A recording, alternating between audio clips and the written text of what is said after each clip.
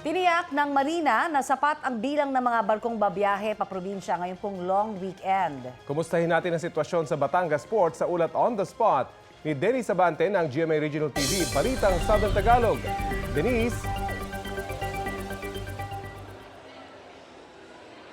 Connie, Rafi, unti-unti na muling dumadagsa ang mga pasaherong magtatawid dagat at pauwi sa kanilang mga probinsya ngayong araw ng Biyernes. Huling araw ng pasok ng ilan, kaya naman posible raw muling maranasan ang buhos ng mga pasahero mamayang hapon, ayon yan sa pamunuan ng Pantalan. Sa ngayon, kakaunti na lamang ang mga taong naghihintay sa passenger waiting area na ito sa labas ng terminal building sa Batangas Port. Tuloy-tuloy na rin ang pagpasok ng mga pasahero sa loob ng PTB para kumuha ng tiket. May kaunting paghaba na ng pilang nararanasan ngayong umaga sa mga ticketing booth ayon sa pamunuan ng PPA Batangas, manageable pa naman daw ito.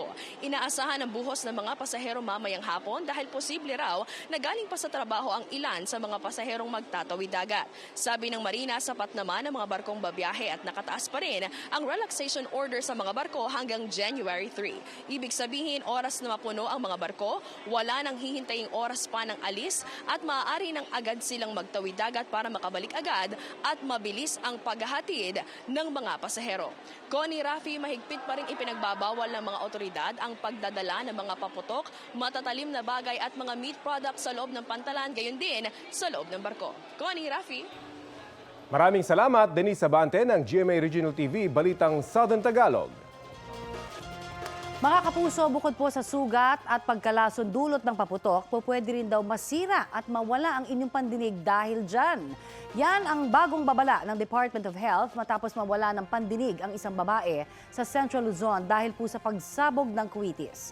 Batay sa panibagong tala ng DOH, kasama ang 23 anyos na babae sa halos 100 fireworks-related injuries. Siya rin ang unang kaso ng pagkawala ng pandinig ngayong salubong 2024. Hindi naman nadagdagan pa ang mga kailangang putulan ng daliri o kamay at mga nakalunok ng paputok. Ayon sa DOH, 140 hanggang 150 decibels ang lakas ng pagsabog ng mga paputok. Mas maingay pa yan kaysa sa motorsiklo o sirena. Payo po nila, manood na lamang ng fireworks display mula sa malayo. Kung hindi talaga maiwasan ang mga malalakas na tunog, gumamit ng earmuffs o earplugs.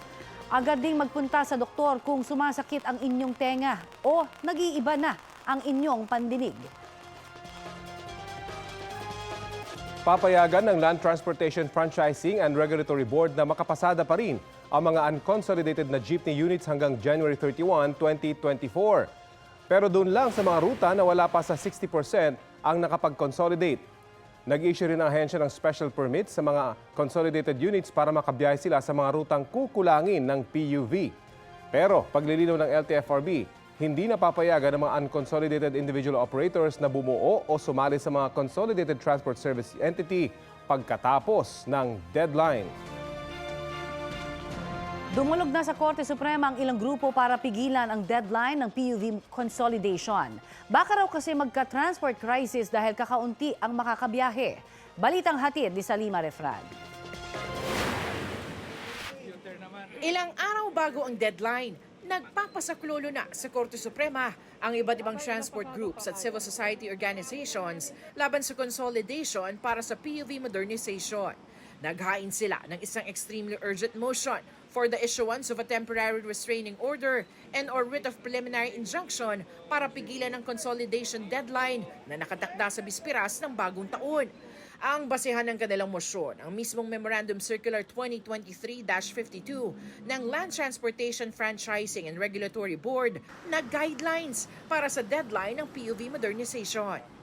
Pag by January 1, 2024, wala pang TRO at ma-implement, kakansilahin ang libo-libong prangkisa sa buong bansa, especially sa NCR, na halos malaking porsyento pang unconsolidated at millions ng mga commuters, mga manggagawa at mga estudyante ang mahirapang pumasok sa trabaho, sa eskwela.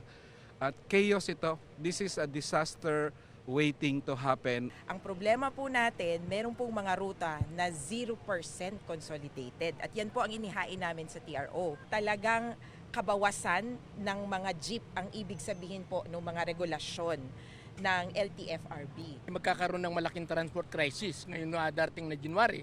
At alam natin yan na ang maepektuhan niya na hindi lamang yung kabuhayan ng mga driver at mga operator, kundi mismo yung ating economic sapagkat saan sasakay yung ating mga mamamayan. Pinagkukomento naman ng Supreme Court sa naunang petisyon ng mga grupo ang mga respondent na Department of Transportation at si Secretary Jaime Bautista at LTFRB at si Chairman Chofilo Guades III. Binigyan sila ng non-extendable period of 10 days para magbigay ng komento sa petisyon na hinihiling na ideklarang labag sa konstitusyon ang mga inilabas sa Department Order at Memo Circular ng DOTR at LTFRB. Sa inilabas na pahayag ni Secretary Bautista, mananatili raw ang consolidation deadline. Mayorya na raw ang natanggap nilang suporta mula sa mga operator, lalo't 70% na raw ang nakilahok sa proseso ng konsolidasyon. Anya, buo ang commitment ng gobyerno na maipatupad ang programa para maibsan ang paghihirap ng mga commuter at magkaroon ng malinis at ligtas sa pampublikong transportasyon. Sanima Refran, nagbabalita para sa GMA Integrated News. Fully booked na ang ilang biyahe pa probinsya sa mga bus terminal sa Quezon City. Naantala naman ang ilang bus dahil po sa traffic. May ulat on the spot si Oscar Oida. Oscar? Yes, Connie, kung kahapon medya-medya lang, ngayon dagsa na talaga ang mga pasahero sa mga bus terminal dito sa may EDSA Quezon City. Ang mga pasahero, di bale makipagpalitan ng muka, makasakay lang. Dito sa may DLTV, fully booked na ang mga biyaheng Bicol. Yung iba naman, nakapagpa-reserve nga, delayed naman ang kanilang biyahe. Alas 7 daw dapat ang larga, pasado alas 9 na, wala pa rin ang bus na sasakyan. Paliwanag ng dispatcher na traffic daw kasi sa biyahe ang kanilang bus. Sa may terminal naman ng 5-star, tuloy-tuloy lang ang labas at pasok ng mga bus. Kaya kahit madaming pasahero, nakakasakay naman. Yun nga lang, pahirapan na sa mga babiyahe ng Cagayan. Ang ilan nga nakausap namin, handa na raw tumayo sa pasilyo ng bus, makauwi lang. Sa may PITX kanina, di pa man bukas ang ticket booth pa Bicol, nakapila na ang ilang mga hopeful. Ang ilang pasahero nga, magdamag ng nagbabad sa terminal, makauwi lang para sa salubungin ang bagong taon. As of 9 a.m., umabot na sa mahigit 27,000 ang pasahero sa PITX. Connie? Maraming salamat, Oscar Oida. 3 ang patay matapos sumiklab ang sunog sa Malate, Maynila kagabi. Magkapatid ang dalawang biktima na edad 8 at 21 anyos. Kaanak din nila ang ikatlo na bedridden umano.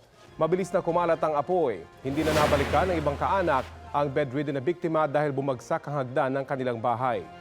Patuloy na inaalam ang sanhi ng apoy at kabuuang halaga ng pinsala ng sunog. Naghahanda ang lalaking yan ng niyog na kakayurin sa Talisay, Cebu. Maya-maya ay dumating pong isa pang lalaking may dalang itim na timba. Sa CCTV footage, ilang segundong nakatayo ang lalaki sa may gate. Maya-maya pa, binaril na niya ang biktima. Nakaganti pa ang biktima at nagtangkang habulin ang salarian. Ngunit natumba umano siya at nasawi kalaunan. Base sa investigasyon, nagalit ang suspect nang singilin siya ng biktima sa kanyang 3,000 pisong utang. Bago masawi, nasabi ng biktima sa kanyang asawa ang pagkakakilanlan ng suspect. Tinutugis na ang suspect.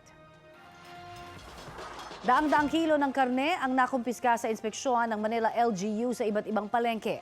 May mga nasita rin dahil sa pandaraya sa kulay ng ilaw. Balitang hatid ni Darlene Kai. Sinuyod ng Manila Veterinary Inspection Board ng mga meat vendors sa ilang palengke sa Maynila kaninang madaling araw. Isa-isa silang hinanapan ng kaukulang permit. Sinita ang mga nagtitinda ng may karneng nakalapag kung saan-saan gaya rito sa Blooming Treat Market. Sa Divisoria naman, walang maipakitang permit ang lalaking ito na magde-deliver sana ng isang tricycle na puno ng karneng manok. Wala pang permit yung mga karne. Tapos yung manok po nakalapag lang sa sahig, walang cover. Dapat yan may plastic, tsaka proper papers talaga. Depensa naman ng lalaki, taga-deliver lang siya. May permit naman daw ang mga manok, hindi niya lang nadala. Mayroon po, kaya lang naiwan pa doon dahil mayroon pang karugtong. Saan po naiwan? Sa Blooming Treat po. Doon po ito kinatay? Doon po kinatay. Dinadala ko po, kaya lang tanghali na kasi nagmamadali ako, hindi ko nakalimutan. Pero hindi umubra ang paliwanag na yan sa meat inspectors. Kinumpiska ang dala niyang 150 buong manok na nasa 200 kilo. Sa palengke naman ng Paco, kinumpiska ng otoridad ang mga pampapula sa ilaw ng ilang meat stalls. Yung iba na mas high-tech, naglagay na ng ilaw na nag-iiba-iba ang kulay. Karaniwang ginagamit ang mga ganito para magbukang sariwa ang itinitindang karne. Mahigpit pinagbabawal sa lungsod ng Maynila na maglagay po ng mga ganitong devices. Kaya po halos everyday po iniikutan namin. Hindi nyo naman dapat lagyan ng ganito kung sariwa yung tinitinda nyo eh. Nagbibigay raw sila ng hanggang 3 warning sa mga nagtitinda ng karne na maglalagay ng kulay sa ilaw. Pagkatapos ng 3 violation, kukumpiskahin na ng Manila LGU ang paninda nila. Routine inspection na raw ang ginagawang ito ng Manila VIB. Mahalaga raw kasing may permit ang mga itinitindang karne. Ito ang makasisiguro na malinis at ligtas ang kakainin ng mga mamimili. Pag walang permit, ibig sabihin, kinatay sa labas yun. Which is bawal na. Bukod sa pinagkukunan ng karne, isa rin sa mga binabantayan ng mga otoridad ay yung handling o tamang paghawak at pagproseso sa karne. Bukas na nga uli ang pwestong ito sa palengke ng Paco na nag-viral kamakailan matapos makunang pinagpipiestahan ng mga daga ang karneng baboy. Iba ng may-ari ang nangungupahan sa pwesto. May takip na ang drainage para hindi daanan ng mga daga. Hindi rin hamak na malinis na kaysa dati. Darlene Kai, nagbabalita para sa GMA Integrated News. Kahit nagmahal ngayong buwan, marami pa rin ang bumibili sa isang sikat na tindahan ng hamon sa Quiapo, Maynila. Sabi ng ilan, nakasanayan na nila ang paghahanda niyan tuwing medianoche. May ulat on the spot si Tina Panganiban Perez. Tina? Rafi, walang patid ang dating na mga bumibili ng hamon sa tindahang ito sa Quiapo, Maynila. Ayon sa mga customer na ating nakausap, naging tradisyon na ng kanilang pamilya ang maghanda ng hamon sa medianoche. Ayon sa cashier ng tindahan na si Sheila Valenzuela, umpisa pa lang ng Disyembre, nagtaas na sila ng 40 pesos kada kilo. Ang pineapple ham, 1,320 pesos na ang 1 kilo. Ang sliced Chinese ham, 1,880. Ang bone-in ham, 1,760. Ang deboned ham, 1,660. Habang ang scrap ham, 1,640. Ang mga gustong makatipid, pumipili ng hamon na mas magaan ang timbang o kaya ay bumibili ng 1/4 kilo lang. Sa paligid naman, nagkalat ang mga nagtitinda ng mga prutas, queso de bola at kastanyas. Paalala sa mga pupunta ng Quiapo ngayong araw, maging handa sa traffic at kawalan ng mapaparadahan dahil Biyernes ngayon, araw ng simba sa Quiapo. Rafi? Maraming salamat, Tina Panganiban Perez. 2 araw bago ang deadline ng PUV consolidation, pag-usapan po natin ang inihaing mosyon sa Supreme Court ng ilang transport group para pigilan ang programa. Nakasalang sa Balitang Hali si Piston National President Modi Floranda. Magandang umaga at welcome po ulit sa Balitang Hali. Magandang tanghali po sa inyo at siyempre sa ating mga taga-subaybay. Magandang tanghali po sa lahat. Modi, naghain po kayo ng extremely urgent motion for the issuance ng temporary restraining order.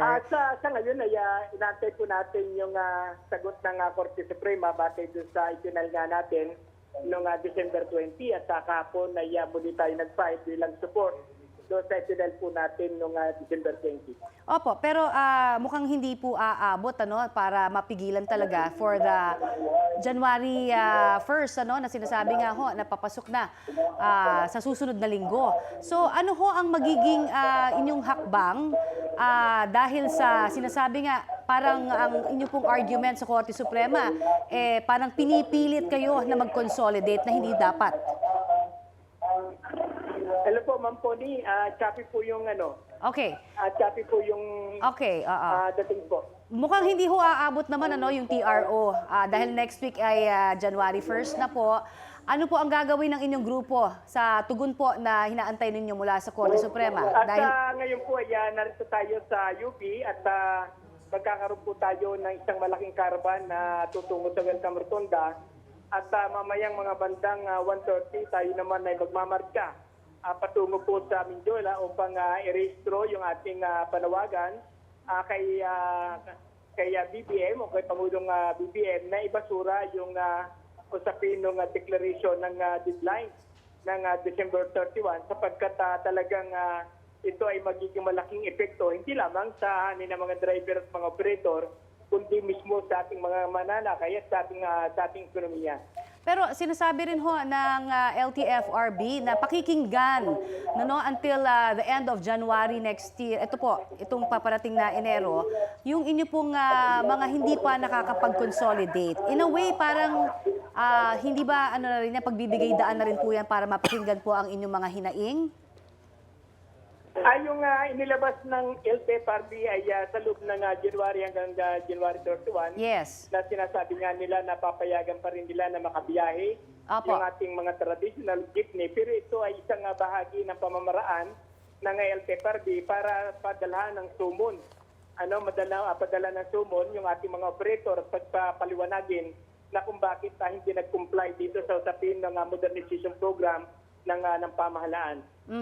Paulit-ulit yun na kung sinasabi na ang ayaw nyo dito sa modernization ay makasali ho kayo sa consolidation at mawala sa inyong mga may-ari na ng jeep yung prangkisa at mapunta po ito sa kooperatiba, hindi po ba? Pero sa ganito hong mga paraan, kahit na anong ibigay sa inyo ngayon ng LTFRB ay hindi na rin ho kayo talaga makukumbinsi at tuloy-tuloy na ho ang inyo pong antabay sa Korte Suprema na lang na desisyon ng TRO? Sa atin man po ay malinaw yung ating posisyon sa ilalim ng kooperatiba ay payag tayo sa kooperatiba basta ito yung sinasabi nating assist kooperatiba, no? Yung individual na pag-aari at individual na prangkisa, hindi sa konsorsyon o hindi sa monopolyado ng isang kooperatiba. Sabi po ng LTFRB, papayagan daw yung mga unconsolidated jeeps na bumiyahe hanggang January 31 sa mga rutang wala pang 60% yung consolidated. Ano po masasabi nyo rito? Sa atin ay itong binano nila na January 1 hanggang katapusan, ay ito nga yung sinasabi natin na pamamaraan ng LTFRB para dun sa pagsusumon sa ating mga operator na kung saan ay pagpapaliwanagin nila sa LTFRB na kung bakit hindi nag-comply sa usapin ng programa ng sa usapin ng modernization program. Okay, sige po. Abangan po namin yung inyong mga hakbang pagdating po ng bagong taon. Maraming salamat po sa inyo, Pisto National President Modi Floranda. Salamat po sa inyo, Mang Puni. Salamat.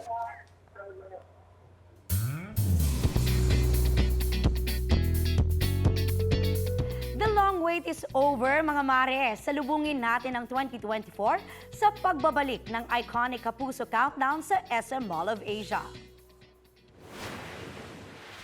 Get ready for the new year! Non-stop na kasiyahan at world-class performances ang ihahatid dina Julian San Jose, River Cruz, Christian Bautista, Sanya Lopez, Ken Chan, Rita Daniela, Andrea Torres at Miss Universe Philippines 2023 Michelle D. Tampok din dyan ang Queendom, Sparkle Queen Bees, P-pop artists at inyong mga paboritong Sparkle Stars. Sa linggo na po yan, 10 o'clock p.m. O libre po ang entrance dyan at 4:30 p.m. po simula ng pagpasok ng live audience. Para sa mga team bahay, don't worry, mapapanood din po yan sa Kapuso Network pati na rin sa YouTube live stream ng GMA Network. Hello mga Kapuso, please abangan niyo po ako sa GMA New Year's Countdown. That is December 31st. Abangan niyo po yan. Hulikam ang pagharurot ng isang SUV papasok sa isang bangko sa Quezon City. Depensa ng driver, nawalan siya ng kontrol. Balitang hatid ni James Agustin. Sa kuha ng CCTV ng isang bangko sa Barangay Pasong Putik proper sa Quezon City, makikita ang isang SUV na paatras. Maya-maya lang, sinalpok nito ang salamin na pintuan. Sa isa pang kuha, nagdire-diretso ito sa hilera ng mga teller at kliyente ng bangko. Nangyari yan mag-aalas 5 ng hapon kahapon. Matapos ang insidente, nagkalat ang mga gamit sa loob ng bangko. Ang isang babaeng kliyente ng bangko, kita na nakahiga sa likurang bahagi ng SUV. Sugatan siya kaya agad na nirespondihan ng mga otoridad. Maingat siyang isinakay sa spine board at isinugod sa ospital. 7 ang nasugatan sa aksidente, Ang security guard, 2 babaeng empleyado at 4 na kliyente. Nagpapagaling pa sila sa ospital.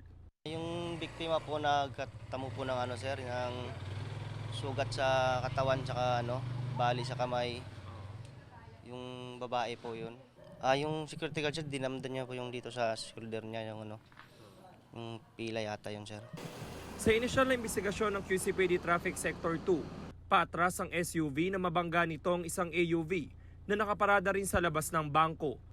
Pagkatapos, biglang humarurot papasok sa bangko ang SUV. Pumunta sila po sa ospital. Nasa kustudiya ng pulisyang lalaking driver ng SUV. Pumayag siyang magbigay ng payag pero humiling na huwag namin siyang ipapakita. Nagsinyal yung guard na i-atras ko yung sasakyan ko. Pagkatapos, ganun ko. Natrasan yung hindi mapigilan, yung sasakyan. Tapos, ilagay ko naman sa dumiretso na naman. Hanggang ganun, dumiretso, diretso sa hams na yon, pumasok pa sa loob, hanggang na-accident yung mga tao sa loob. Naapakan din yung accelerator na umatras, pero hindi mapigilan yung sasakyan. Handa naman daw siyang tumulong sa mga nasugatang biktima. Pasensya kayo, hindi ko ginusto ganito mangyari sa akin na kayo po ay gumawa ka ng mga ganitong sakuna na kayo po ay maaksidente. Maharap ang driver sa reklamong reckless imprudence resulting in multiple physical injuries and damage to property. Alas 11:30 na kagabi na matanggal ng sasakyan mula sa loob ng bangko. James Agustin, nagbabalita para sa GMA Integrated News. Tinanggal sa pwesto ang pulis na sinubukang pumasok ng EDSA busway na nagdulot ng pagbangga ng isang bus sa railings doon. Ayon sa Philippine National Police, sinibak muna ang pulis habang nagpapatuloy ang investigasyon. Binibigyang importansya raw ng pulisya ang pagsunod sa batas trapiko. Iginiit ng PNP ang kanilang zero tolerance policy sa kanilang tauhan. Wala pang pahayag ang naturang pulis. 5 pasahero ang sugatan matapos iwasan ng bus ang police mobile na biglang pumasok sa busway. Mabibilis na balita po tayo. Sa Bulan, Sorsogon, sugatan na isang senior citizen matapos pagtatagain ng 3 sospek na nakaalita niya tungkol sa pagnanakaw umano ng isang panabong na manok. Sugatan sa muka at iba pang parte ng katawan ng biktima. Naisugod naman siya kaagad sa ospital. Arestado ang 3 sospek na pawang mga mangingisda at magsasaka sa barangay Osmeña. Sa Maasin, Southern Leyte, arestado ang isang utility staff ng isang veterinary clinic matapos umano niyang nakawan ang kanyang amo. Huli ang suspect na kinuha ang wallet ng kanyang amo. Makikita rin na ibinilik niya ito sa bag. Arestado si John Mesea Jumaawas sa kasong pagnanakaw. Nabawi naman sa kanya ang perang halos 59,000 pesos.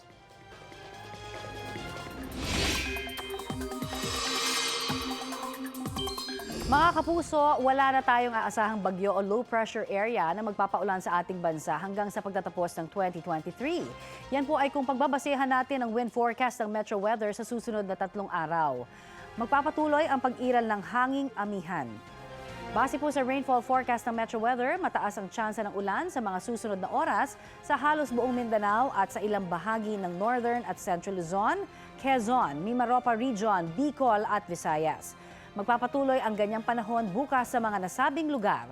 Posible ang heavy to intense rain sa ilang lugar na maaring magdulot rin ng baha o landslide.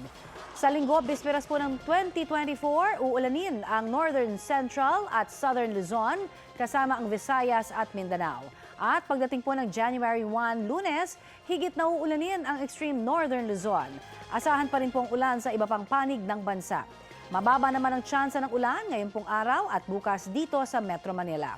Uulanin ang ilang lugar sa NCR sa bandang hapon ng linggo, bisperas ng bagong taon at maging sa Lunes. Mga kapuso, patuloy na nagpapakawala ng tubig ang Angat at Ipo Reservoir. Tig-isang gate ang nakabukas sa mga nasabing dam. Kumpara po kahapon, bahagyang tumaas ang water level ngayon sa Binga at Magat Reservoir. Bumaba naman ang antas ng tubig sa Lamesa, Ambuklao, San Roque, Pantabangan at Caliraya Reservoir. Ngayong araw, nakapagtala ng 15.6 degrees Celsius na minimum temperature sa City of Pines, Baguio, 18.2 degrees Celsius naman sa Malaybalay, Bukidnon, 20 degrees Celsius sa Tanay, Rizal, 20.8 degrees Celsius ang naitala namang minimum temperature sa Basco, Batanes, habang 23.5 degrees Celsius dito sa Quezon City.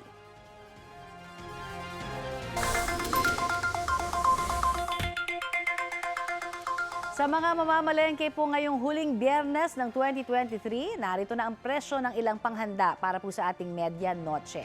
Sa latest monitoring ng Department of Agriculture, 380 hanggang 500 pesos ang kada kilo ng beef rump. Bahagyang mas mura naman ang beef brisket. Sa karneng baboy, 300 hanggang 400 pesos ang liempo, habang 270 hanggang 370 pesos naman ang kasim. Ang whole chicken nasa 140 hanggang 210 pesos kada kilo. May ilang panahog na rin po ng gulay na hindi lalagpas sa 100 pesos kada kilo, gaya po ng repolyo, kamatis at pechay bagyo. Ang carrots naman nasa 70 hanggang 140 pesos, habang 110 hanggang 180 pesos naman ang patatas. Ang mga panggisang bawang, pula at puting sibuyas man yan at luya, hindi ho lahat bababa sa 100 pesos ang kada kilo. Huling Biyernes ng 2023, ano kayang aasahan nating galaw sa presyo ng produktong petrolyo at LPG pagpasok ng bagong taon? Nakasalang sa Balitang Hali si DOE Oil Industry Management Bureau Director Rino Abad. Magandang umaga at advance Happy New Year po sa inyo. Magandang tanghali po. Magandang tanghali din ho sa ating mga kababayan. Opo, ano po forecast nyo sa magiging presyo ng produktong petrolyo sa unang linggo po ng 2024? May inaasahan na tayo. Sa kerosene ho, sigurado may chance na ho na magkaroon ng rollback. Subject lang ho yung estimate na yan na magbago for the last trading price ngayong araw na to. Pero medyo may kataasan na ho yung chance na magka-rollback dyan. Kulang-kulang ho, more or less, aabot ho siguro ng 90 to 1 peso. Ang diesel ho, posible ho magka-rollback ng konti, hindi ho sobra ng 30 centavos ang estimate ko dyan. Ang gasoline ho, alanganin pa ho. Kailangan ho natin hintayin ang last trading price ngayong araw na to para ho magkaroon ho tayo ng idea kung talaga magkakaroon ng increase or decrease. May epekto pa rin po ba yung pag-iwas ng mga oil tankers sa Red Sea sa presyo ng produktong petrolyo sa atin? Pansamantala ho talaga yan. Na-experience natin ngayong week kasi almost 2 weeks ago nagkaroon ng sitwasyon na yan. So na umepekto na ho this week yung increase na yan. Pero as I mentioned, pwede ho tayo magka-rollback ho next week. So temporary lang ho yun. May mga report ng lumalabas na nag-resume na ho yung shipping lane na subject ng problema na yan. Iyan naman ay alam natin before na solusyonan yan. So agaran din ho ang nakita nating solusyon ng mga shipping industry dyan. So hindi na ho natin inaasahan talaga na magpuprolong pa unless may mga new wave lang ho ng attack dun sa mga ships na dumadaan sa area na yun. Okay. Director Abad, nabanggit niyo po kanina yung tungkol sa liquefied petroleum gas o LPG. Ano ho ang pagtayanin niyo sa presyo pagpasok ng bagong taon kaya? Well, ang seasonally, mayroon ho talagang kataasan ang LPG price. Mula ho yan, September hanggang March ho. Minsan umaabot ng April next year. So, inaasahan pa rin ho natin sana na meron tayong ine-expect pa rin na hindi konting increase, pero at least na mamimaintain ho yung level na to na medyo may kataasan hanggang March ho to April next year. But of course, as we observe doon sa liquid petroleum products, sunod-sunod ho ang naging rollback dahil nga doon sa lumalabas na report, consistent ho yan sa OPEC oil market report, sa Global Plus report, na nagkakaroon ho ng oversupply. Inaasahan ho yan first quarter ng 2024. In fact, nasundan ito, na-confirm ito dahil nag-announce nga ho talaga ang OPEC Plus na magbabawas sila ng 900,000 barrels. In addition pa ho yan doon sa existing ngayon na 1.3 million barrels na hindi nila tinanggal nila sa production way back May of this year. So, isa ho talagang pangitain niya na talagang na magkakaroon ng oversupply sa crude oil at gumaganda ho ang presyo sa LPG. Yun nga lang, ang LPG ho, galing din ho yan ng crude oil. So, baka lang ho magkaroon ho tayo ng rollback unless mag-implement ho talaga itong OPEC Plus ng pagbabawas come January next year ng 900,000 barrels. At yan ho, magkakaroon ho tayo ng masyadong balanse ho. Okay. Very tight balance ng supply and demand. Sir, marami pong salamat sa inyo pong oras na binigay sa amin sa Balitang Hali. Magandang tanghali ulit. Yan po naman si DOE OIMB Director Rino Abad. Samantala, inilabas na po ng Quiapo Church ang mga kalyang daraanan ng traslasyon ng Itim na Nazareno sa January 9, 2024. Ang ruta ng traslasyon pareho sa naging Grand Procession noong 2020. Mula sa Quirino Grandstand, kakanan sa Katigbak Drive, kanan sa Padre Burgos kung saan tatahakin ng Finance Road, diretso sa Ayala Bridge, kaliwa sa Palanca Street, kanan sa Quezon Boulevard, sa Arlegue Street, Fraternal Street at sa Vergara Street. Susundan po yan ang pagkaliwa sa Duque de Alba Street, sa Castillejo Street, sa Farnesio Street, tapos kanan po kayo sa Arlegue Street. Mula Arlegue Street, kaliwa sa Nepomuceno Street, kaliwa sa Concepcion Aguila Street, kakanan po kayo papuntang Carcer Street, kanan ulit pa Hidalgo sa Plaza del Carmen.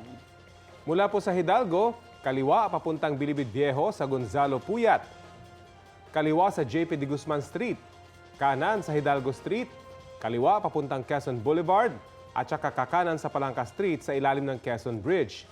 Kanan pa Villalobos sa Plaza Miranda hanggang makarating sa Quiapo Church. Nauna nang sinabi ng Philippine National Police na magpapakalat ito ng 15,000 tauhan para sa pista ng Itim na Nazareno. Bukod sa mga timbahay, marami rin ang piniling magbagong taon sa mga pasyalan. Sa City of Pines, Baguio City, marami nang umakyat na turista 2 araw bago ang Salubong 2024. May ulat on the spot si Jasmine Gabriel Galban ng GMA Regional TV 1 North Central Luzon. Jasmine. Rafi, ilang araw bago ang pagsalubong sa bagong taon, tuloy-tuloy pa rin ang pag-akyat ng mga turista dito sa lungsod ng Baguio. Maaga pa lamang, dagsa ng mga turista sa iba't ibang tourist attraction. Gaya na lamang dito sa aming kinaroroonan sa Botanical Garden kung saan as early as 7 a.m. ay dagsa na yung mga turista doon pa lamang sa entrance o doon pa lamang sa gate ng lugar para nga makapamasyal at makapasok dito sa Botanical Garden. Actually, talagang napakaraming mga turista yun talagang gustong makapunta dito sa lugar dahil napakaganda nga naman talaga ng lugar at marami silang pwedeng ma-enjoy na spot dito nga sa Botanical Garden. Karamihan galing pa sa NCR, ganun din sa iba't ibang mga karatig na probinsya. Ene-enjoy nila yung ganda ng lugar at syempre yung lamig din ng klima dito sa lungsod ng Baguio. Ngayon pa lamang, nag-abiso na ang city government kaugnay naman doon sa schedule ng operation ng Botanical Garden. Sa December 31, bispiras po yan ng bagong taon, open ang Botanical Garden mula 7 a.m. hanggang 8 p.m. Pero by January 1, sarado ho ang Botanical Garden. Bukod sa Botanical Garden, Rafi, kabilang din sa mga puok-pasyala na ine-enjoy ngayon ng mga turista yung Lion's Head sa bahagi naman ng Cannon Road at syempre ang Burnham Park na favorite ng mga chikiting. Sa ngayon, maluwag pa ang daloy ng trapiko, partikular sa Marcos Highway, ganun din sa bahagi naman ng Cannon Road. Simula naman kahapon ay binuksan na sa mga motorista ang ilang paaralan na magsisilbing pansamantalang parking space ng mga sasakyan. Tentative, aabot daw sa 100,000 ng tourist arrival simula ngayong araw hanggang sa January 1. Samantala, Rafi, kabilang sa pinaghahandaan ngayon ng City Government ng Baguio ay ang New Year's Countdown at ang fireworks display na gaganapin naman sa Melvin Jones Football Ground sa Burnham Park. Yan muna ang latest mula dito sa Baguio City. Balik sa iyo, Rafi. Maraming salamat, Jasmine Gabriel Galban ng GMA Regional TV 1 North Central Luzon.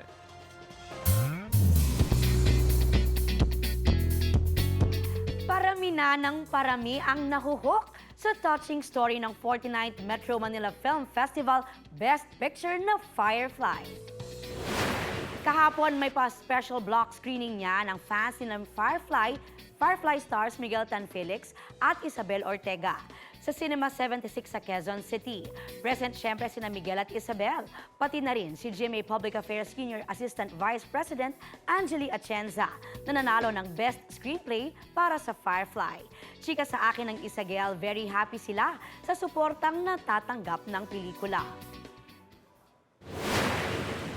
We're so happy na nandito kayo para tangkilikin yung pinaghirapan naming Firefly.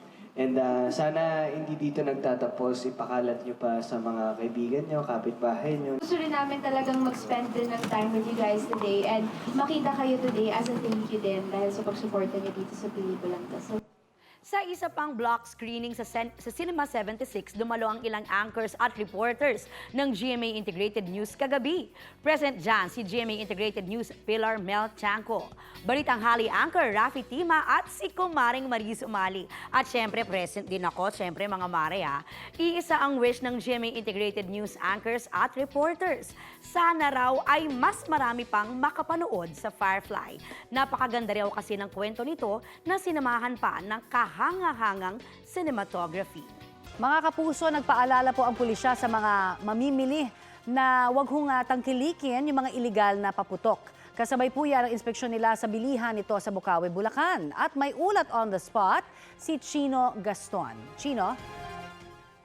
Yes, Connie, binisita ni PNP Chief Benjamin Acorda Jr. at Bulacan Governor Daniel Fernando ang mga bentahan ng paputok sa Bulacan bilang bahagi ng kampanya na panatilihing ligtas ang pagsalubong ng bagong taon. Muling pinaalala ni Acorda sa mga retailers at mamimili na tangkilikin lamang ang mga legal na paputok at pailaw at huwag yung mga sobrang lakas at ipinagbabawal na uri ng paputok. Habang patuloy ang paghabol sa mga gumagawa pa rin ng illegal na paputok, sinasabayan naman ito ng crackdown laban sa mga online sellers ng illegal firecrackers. Kinausap na raw ng PNP ang mga online selling platforms at delivery services na umiwas sa mga magpapadeliver ng mga ito. Babala ng PNP, ang buyer, dealer at taga-deliver ay mananagot sa batas at mahaharap sa pagkakakulong kapag nahuli. Panawagan naman ni Governor Fernando, huwag sanang madamay sa anumang panukalang tuluyang ipagbawal ang mga paputok ang mga legal manufacturers at retailers na sumusunod naman sa batas. Bagamat aminado si Fernando na meron pa ring mga pasaway, sana tutukan na lang ang mga illegal. Isikapin din ng provincial government na mahuli ang mga illegal na paputok, locally manufactured man o imported. Ayon naman sa mga local fireworks manufacturers, bukod sa paghuli sa mga online sellers, dapat hulihin din at masabat ang mga nagsusupply ng chemicals at materials sa mga illegal fireworks manufacturers. Kung walang materyales sa paggawa, wala rin daw malilikhang illegal firecrackers. Yun nga lang, may market rin talaga ang sobrang lakas na uri ng firecrackers. Samantala, nanawagan si Acorda sa mga kapwa niya pulis na huwag na magpaputok ng baril sa pagsalubong ng bagong taon.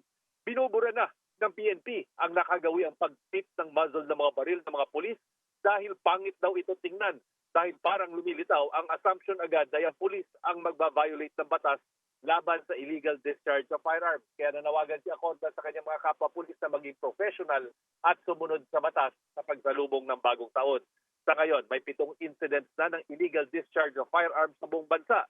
2 ay PNP personnel, 2 mula sa Armed Forces of the Philippines, at 2 ay civilian. At lahat ay nahuli, liban na lang sa isang unidentified person na pinaghahanap pa sa ngayon. At yan ang latest mula rito sa Bulacan. Balik sa inyo, Connie. Maraming salamat, Chino Gaston.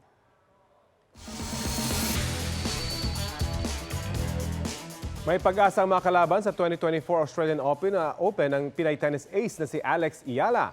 Nakasecure kasi siya ng qualifying spot para sa torneo. Magsisimula ang qualifying event sa January 14 at magtatagal hanggang sa January 28.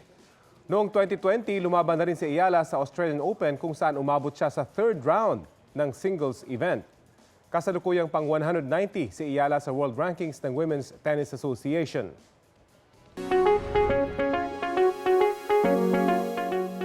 Dumoble po ang kaso ng leptospirosis sa Bacolod City mula January hanggang December 16. Kumpara po yan sa kaparehas na panahon noong nakaraang taon. Sa datos ng City Health Office, 88 ang naitalang leptospirosis cases ngayong taon. Kumpara po yan sa 44 cases noong 2022. 16 sa mga kaso ngayong taon ang nasawi. Ang mga naranasang pagbaha sa lungsod ang isa po sa tinitingnang dahilan ng pagtaas ng mga kaso. Mga kapuso, 3 araw na lang, bagong taon na at malaki man ang naging hamon nitong 2023, maraming Pinoy pa rin daw ang sasalubong sa bagong taon na puno ng pag-asa. Balitang hatid ni Ivan Mayrina. 96% daw ng mga Pilipino haharap sa bagong taon na may pag-asa. Huling pumalo yan sa ganyang kataason pang 2019 bago magkapandemya. Siyempre may pag-asa. Bakit po? Kasi bagong taon yun, kailangan laging positive. Laging may pag-asa pagkat nandiyan ang Panginoon na palaging sa atin ay sumusubaybay. Bawat isa sa aming mga nakausap haharapin ang bagong taon na puno ng pag-asa at nakaugat ang pag-asang ito sa kanilang pananampalataya. Malaking bagay na bumalik yan sa ganyang kataas kumpara nung taong 2020 o 2021. Bukod sa pagharap noon sa epekto ng pandemya, may iba pang pagsubok na hinarap ang marami sa atin. Tulad ni Margaret Piol na tubong Taal, Batangas. Yung pagputok ng bulkan, na benamanuhan na po kami doon. Then ang pandemic is second na lang po. Pero bilang Pilipino, hindi na namin iniisip yung hirap eh. Ang iniisip namin kung paano kami makakabangon muli, paano kami makaka-forward para mas maharap namin na mas masaya ang buhay namin. At para bang nagkatotoo kay Margaret ang kasabihang tatluhan kung tumama ang mga dagok sa buhay. Taong 2021, naghiwalay naman sila ng kanyang asawa. Pero kahit daw noon, kung tinanong ko siya kung haharap siya sa bagong taon na may pag-asa, malinaw na oo raw ang isasagot niya. Hindi ko po kasi siya iniisip na negative eh. Iniisip ko lang na lahat ng bagay may dahilan kung ba't nangyayari. Tila sinasalamin din ang mga sumagot sa survey na ikinasa sa mga panahong tuloy ang bakbakan ng Israel at Hamas at ang tensyon sa West Philippine Sea. At laman ng balita ang pagsabog sa Mindanao State University at napipintong jeepney modernization. Patunay na buhay ang pag-asa ng bawat Pilipino na ang bagong taon ay pagkakataong mapabuti ang buhay, lalo kung lalakipin ng sipag at panalangin.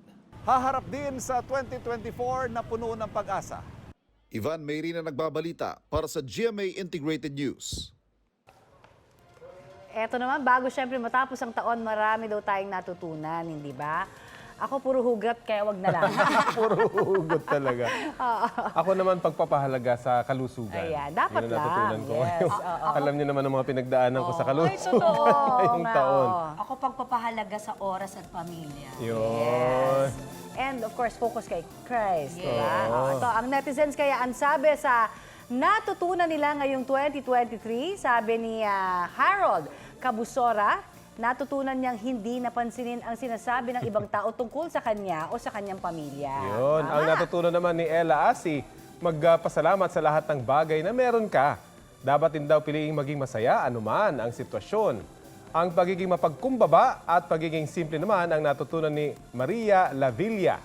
Kapag ganun daw kasi, matututo ka rin magpasalamat. Nalaman naman ni Von Maculado na masarap pala sa pakiramdam kapag nakatutulong ka sa ibang tao at ang pagiging totoong tao. Tama naman. Happy 2024 po in advance. Ito po ang Balitang Hali. Bahagi kami ng mas malaking misyon. Ako po si Connie Sison. Rafi Tima po. Kasama nyo rin po ako, Aubrey Carampel. Para sa mas malawak na paglilingkod sa bayan. Mula sa GMA Integrated News, ang News Authority ng Filipino. Kapuso, para laging updated sa lagay ng panahon, mag-subscribe sa GMA Integrated News sa YouTube. Para sa mga kapuso abroad, bisitahin ang GMA Pinoy TV at www.gmanews.tv.